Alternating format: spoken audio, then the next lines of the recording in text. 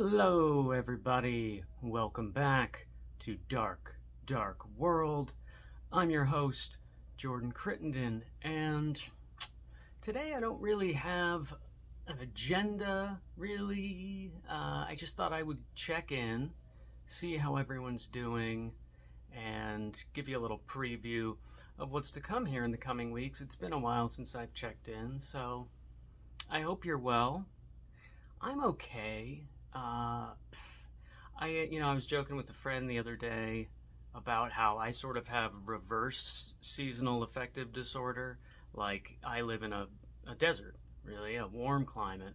And for me, summertime is like my down period. Like, I'm not sure why, but every summer I tend to get down. I get a little depressed, a lack of motivation, things get weird. I mean, school has ended, the kid's out of school, there's just a sense that things are over for a while. And I guess I just don't do very well with that. People go out of town, I'm just kind of alone, and I don't know. It's not a great time for me, really, but and I guess that was the seasonal affective disorder thing, right? Because it's like people in cold, dark climates get depressed during the winter. They can't go outside. There's not much light in the day. For me, it's the opposite. I'm depressed in the summer. I don't want to go outside. It's 115 degrees out, and there's plenty of light. There's too much light, really. So a little bit of the opposite there, but this isn't a pity party for me. I'm fine, doing fine. It's a weird time, we had it's every day we have a mass shooting, essentially. Uvalde being the most recent, darkest shooting, I think it's fair to say. It's not a contest. We're not arguing about what the worst shooting is, but when it involves little kids, that tends to trump things. And, I don't have any big thoughts on Uvalde. I don't have anything profound to say about it. It's just sad. Business as usual. My takeaways are that guns are awful and cops are useless. And also awful. Guns are awful, cops are useless and awful. Always have been, always will be, just like mass shootings. So yeah, that's dark.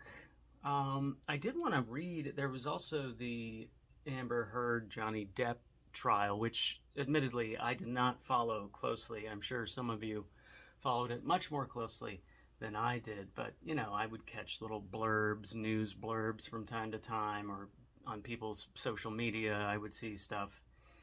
And throughout the coverage of the trial, I guess I was a little uneasy about not so much the blurbs that I would see or people's posts on social media, but the comments below it, because I just got this uneasy sense throughout that everyone just sort of hated Amber Heard and loved Johnny Depp, and it didn't seem to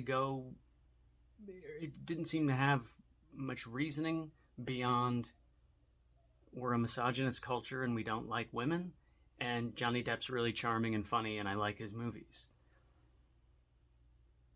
That's obviously a very broad generalization, but that was kind of the vibe that I was getting reading through these posts and seeing people's comments. And, I have to say, now that it's ended, I still sort of feel that way.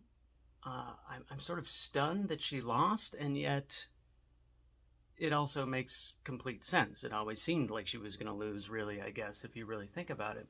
Now, again, some of you probably know a lot more about this than I do. I'm probably not qualified to be talking about it at all, frankly, but I did want to read a little bit from this really good article that Jessica Winter wrote for the New Yorker about the trial.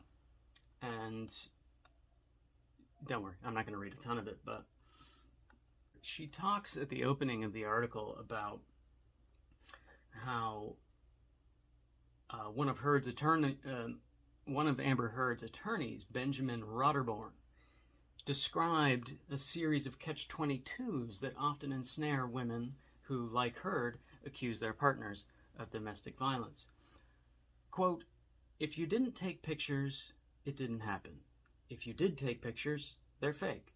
If you didn't tell your friends you're lying. And if you did tell your friends, they're part of the hoax. If you didn't seek medical treatment, you weren't injured. If you did seek medical treatment, you're crazy. Rotterborn did not name a few other damned if you do scenarios that were advanced by Depp's ferociously adept legal team in the course of the 6-week-long trial. If you surreptitiously record abusive behavior, you're conniving and untrustworthy. If you don't, it didn't happen. If you ever try to laugh off your partner's ghastly behavior, then it's not abuse. If you talk back or fight back, then you are the real abuser. And yeah, that's kind of the sense that I get, right? Like, Ann Coulter's out there talking about how, yes, the Me Too movement has finally died because Johnny Depp got justice. Did he? Did he really get justice? I mean, did he need justice? I find it very unsettling, and I just feel like, well, I don't need to tell you that we live in a misogynist culture here in the United States and the world at large, really. But, you know, more and more I find that women, too, seem to be misogynist. So many women seem to hate women. You know, men you sort of expect it from, right? We're just a bunch of idiots in general.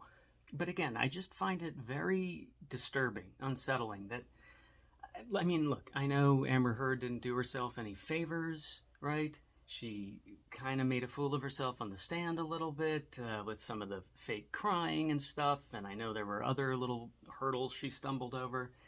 But that's not really the point, is it? I mean, granted, she did some things wrong too, but why does it not matter that Depp was clearly an abuser? Are we just saying that he wasn't because he's won this defamation suit, then he didn't do any of these things that it seems pretty clear that he did? Just because society at large doesn't find Amber Heard likable, then he didn't abuse her. He's more charming and we like him better, so he wins? That doesn't sit well with me, regardless of what you think of Amber Heard. That just feels like a really slippery, scary slope. Now, again, some of you probably know a lot more about this. Please respond, tell me why I'm wrong, or, you know, why I'm right, I guess. So I did want to read a little more from this, though, from Jessica Winter's article. She says, it would have seemed to be Heard's case to lose. This is a quote from Rotterborn again. Quote, one time, ladies and gentlemen, one time. If he abused her one time, Amber wins. Actually, if he fails to prove that he never abused her one time, Amber wins. End quote. And yet, she lost. She lost despite vile text messages from Depp, spinning out violent fantasies of rape and murder. She lost despite photograph after photograph of cuts, bruises, and swelling. She lost despite audio recordings of Depp verbally abusing her. She lost despite her sister, multiple friends, a makeup artist, and a couples counselor, attesting to seeing her injuries. And she lost despite facing the jury and recounting graphic, painful episodes of alleged physical and sexual abuse. Yeah, it's dark. It's dark, and it makes me worry about abused women in general now. I mean, even without this, it was already grim for these women, but this just, the way it's being celebrated, you know, I just find it so unsettling. Yeah, look, they can both be wrong. Amber can be awful. You can totally believe that, but we can't use that as a reason for her to be wrong in this, or for Johnny Depp to be absolved of the clearly awful things that he has done. Both things can exist. In my opinion, let me know yours in the comments below, or if you're listening to this on the podcast, email in or write in a review or something. But enough of that. What else? I wanted to talk about, what am I working on? How about that? So I'm working on my new narrative episode, which should be out soon. It's about the Vincent Simmons story. If you know that case, it's a harrowing one for sure. So that'll be coming out soon. And I was kind of thinking, you know, some of you have asked before, that I do more unsolved crimes. Ed and I talked about it in one of the Q&As, that someone had asked, hey, you guys should do more unsolved stuff. And we noticed that, yeah, that tends to be more popular. Most of our unsolved cases that we discuss get more views or listens, downloads. And I guess that's because we all like the mystery, right? We want to know who done it. Who done it? What happened? And that's why it's compelling. So I thought maybe I'll do some more of that. Maybe that'll be my project this summer, to get out of the muck and mire, get out of my head, and do something like that. Some unsolved mystery kind of things. Unsolved Summer. Jordan's Unsolved Summer. We'll call it that. So after the Vincent Simmons story, I thought I might tackle some of the mysterious crimes that are floating out there. Disappearances, unsolved deaths, things like that. So if you have any suggestions of things that you think would be good, let me know. Do respond and let me know about that. I've also got a collab tentatively scheduled with my man Nate Bartels. So that could be fun. That's mostly all that's in the pipeline at the moment. Yeah, so just a check-in and a little rant about Johnny Depp. Do go read that article. I'll leave the link to that in the show notes, by Jessica Winter in The New Yorker. It's really good. Whatever your feelings are on the case, I think it's worth reading. And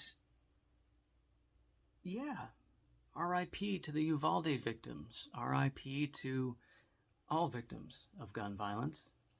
And shame on you, law enforcement. Shame on you.